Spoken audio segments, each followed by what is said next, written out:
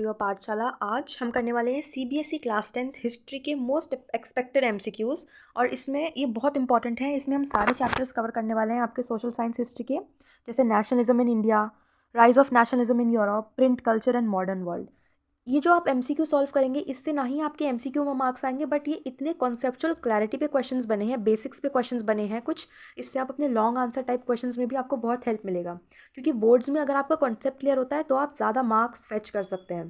तो हमारे चैनल को लाइक, शेयर और सब्सक्राइब ज़रूर कर दीजिए, ताकि अगली बार कोई भी इंपॉर्टेंट एमसीक्यू का वीडियो आए तो आप ज़रूर देख सकें। So let's begin without any further delay.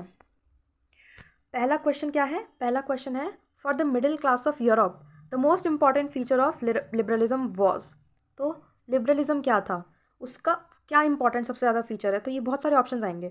अब आपको एलिमिनेट करना आना चाहिए ऑप्शन को। तो पहला है, क्वेश्चन पढ़ लीजिए एक बार फिर से, for the middle class of Europe, Europe की मिडिल क्लास की बात हो रही है। The most important feature of liberalism was, तो कनेक्ट करके पढ़िए चीज़ों को। Abolition of conservatism, right to be liberal and educated, individual freedom and equality before law, representative government। तो आंसर है C, individual freedom and equality before law. तो अगर आपने अभी ये एमसीक्यू किया है, तो इसका मतलब ये नहीं सिर्फ एमसीक्यू करेंगे, इससे माइंड में आप स्टोरी बनाते जाइए। Next, romanticism refers to what? Cultural movement, religious movement, political movement या लिटरली मूवमेंट? अब अगर कोई चीज़ रिलीजन से रिलेटेड होती है तो वो रिलीजियस मूवमेंट में आती है, पॉलिटिक्स से रिलेटेड होती है तो पॉलिटिकल, जैसे कि गवर्नमेंट और सब। लिटरेरी मूवमेंट जो लिटरेचर से, प्रोज से, वो सब से रिलेटेड होती है। बट रोमांटिसिज्म एक सेक्ट है, विचारधारा है एक तरह के लोगों की, तो उसको हम कल्चर मूवमेंट में आते हैं, क्योंकि एक टाइप का वो कल्चर है। जंकर्स किसको कहा जाता था? मिलिट्री ऑफिशियल्स को, लार्ज लैंड ओनर्स को, फैक्ट्री ओनर्स को, या एरिस्टोक्रेटिक नोबल्स को? एरिस्टोक्रेट कौन होते हैं? जो रिच पीपल होते हैं ऑफ द सोसाइटी। सोसाइटी के बहुत सारे भाग होते हैं, from upper class to lower class and middle class. Upper class, lower class, middle class. तो जो अपर क्लास के लोग होते हैं उनको एरिस्टोक्रेट्स कहते हैं, नोबल्स कहते हैं। ओके, तो जंकर्स किनको कहा जाता था? लार्ज लैंड ओनर्स, जिनके पास बहुत ज़्यादा ट्रैक ऑफ लैंड होता था, उनको क्या कहते थे? तो ये कीवर्ड्स अगर आप अपने एग्जाम में यूज़ करेंगे तो आपको एक्स्ट्रा मार्क्स मिलेंगे। नेक्स्ट क्वेश्चन पे आ जाते हैं। A large number of people were hostile to the Napoleonic code because. Hostile थे, क्यों थे? Because of the administrative changes did not go hand in hand with the political freedom. तो ये रीज़न और असर्शन में आ सकता है। Next question is, who among the following, इनमें से कौन hosted the congress at Vienna in 1815? अब ये याद कर लो कि कांग्रेस और वीना क्या थी और कब हुई थी वो, 1815 में। तो इन्हीं क्वेश्चंस का यूज़ करके लॉन्ग आंसर में आपको लिखना है, एमसीक्यू से यूज़ करके। This will give you extra marks. तो किन्होंने होस्ट किया था? King of Netherlands, duke Metternich, Otto von Bismarck. तो इसका आंसर है ड्यूक मेटरनिच। पर्सनैलिटीज़ का नेम बहुत इंपॉर्टेंट हो जाता है जब हम बोर्ड एग्जामिनेशन की बात करते हैं। Next question is, Ottoman Empire. अब जब भी एम्पायर की बात होती है तो उसका रूलर कौन था, उसका एरिया कहाँ था, कहाँ से कहाँ तक वो, उसका जोग्राफिकल एरिया क्या था? तो अभी हम पढ़ने वाले हैं, Ottoman Empire was ruled by the emperor of which country? Turkey, Russia, Britain या प्रशिया? That is Turkey. समझ गए? ऑथर और राइटर, तो बुक का नाम और राइटर का नाम बहुत ज़रूरी हो जाता है। तो कौन, हिंद स्वराज किसने लिखी है? Answer is C, that is Mahatma Gandhi. Which of the following situations in India were the result of the first world war? अब कितनी वर्ल्ड वॉर हुई हैं? बस इतना याद करना है, कितनी वर्ल्ड वॉर हुई हैं, हर किसी का रीज़न क्या क्या है। Social reason, economic reason, political reason. तो ये सब रीज़न होते हैं, एक रीज़न नहीं होता। सोशल, इकोनॉमिक, पॉलिटिकल, रिलीजियस, ये सब को मिला के होता है। तो क्या रीज़न था? All of the above mention situations took place as a result of First World War. जैसे कि there was a wide spread anger in villages due to force recruitment, 1 marks. Second, custom duties were increased. Custom duties का मतलब क्या होता है? Tax बढ़ गया। Tax बढ़ गया मतलब जो आम जनता है वो ज़्यादा टैक्स देगी, फिर उनके पास खुद के लिए एक्सपेंडिचर करने के लिए पैसे कम बच जाएंगे, तो इस वजह से भी रिवोल्ट होते हैं। इनकम टैक्सेस वर इंट्रोड्यूस, मतलब अगर आपको 20 रुपीज़ मिल रहे हैं तो इस पर 2% का इनकम टैक्स, 3% का इनकम टैक्स। तो जो नॉर्मल लोग थे, मिडिल क्लास लोग थे, उनको बहुत एक्सप्लॉयटेशन हो रहा था by the aristocratic families. Now we are talking about census. Data बहुत इंपॉर्टेंट है, पर्सनालिटीज़ के नेम बहुत इंपॉर्टेंट है, इवेंट्स बहुत इंपॉर्टेंट है, बुक्स बहुत इंपॉर्टेंट है। सेंसस ऑफ 1921 में मिलियंस ऑफ पीपल मर गए थे, डाइड हो गए थे। क्यों? Epidemic and famine, war, riots, none of the above. Riot मतलब दंगे, वॉर मतलब जंग, एपिडेमिक एंड फेमाइन। एपिडेमिक मतलब क्या होता है, जैसे कोई बीमारी फैल जाती है, ठीक है, हेल्थ इश्यूज, हेल्थ क्राइसिस जब पूरी कंट्री में बहुत ज़्यादा मिलियंस लोगों को हो जाता है, जैसे कि हमने फ्रेंच रेवोल्यूशन में पढ़ा था जो रैट की वजह से हो गया था, प्लाग कहते हैं उसको। फेमाइन का मतलब क्या होता है, अकाल पड़ जाना, अकाल पड़ जाना, ड्रॉट पड़ जाना।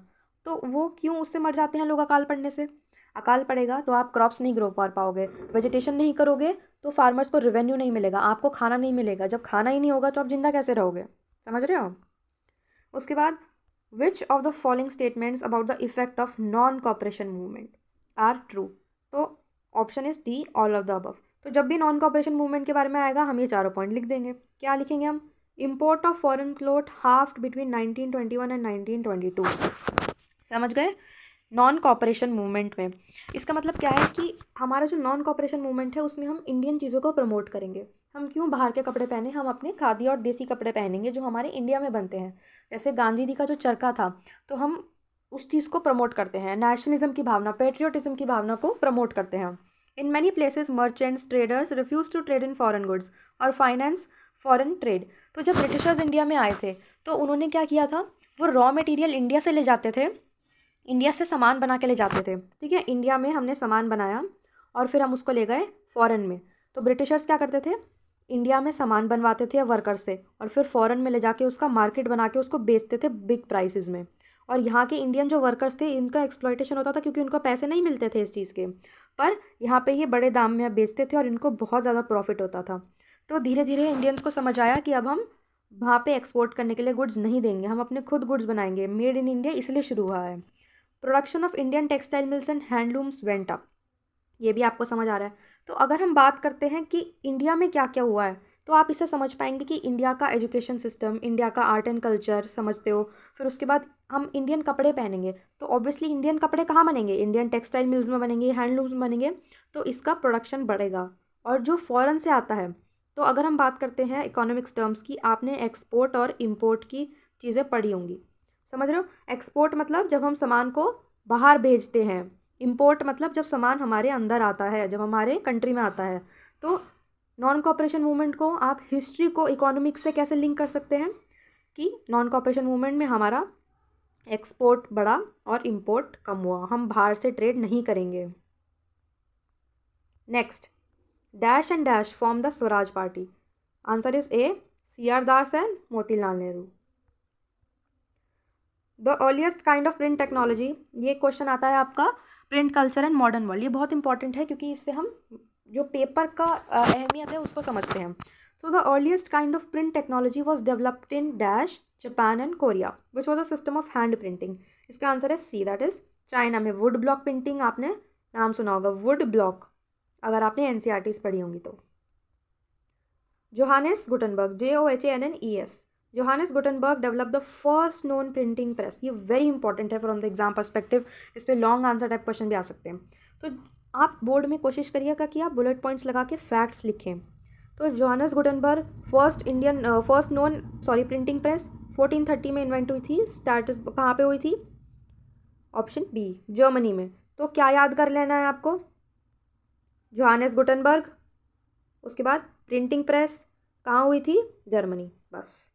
उसके बाद आते हैं हम which of the group of powers. अब ग्रुप ऑफ पावर्स मतलब कुछ कंट्रीज़ की बात कर रहे हैं हम, were collectively known as axis power during the second world war. अभी हमने फर्स्ट वर्ल्ड वॉर की बात करी थी, अब हम सेकेंड वर्ल्ड वॉर के क्वेश्चंस कर रहे हैं, इससे हम एक एक कॉन्सेप्ट को खत्म करते जा रहे हैं। तो answer is Germany, Italy and Japan.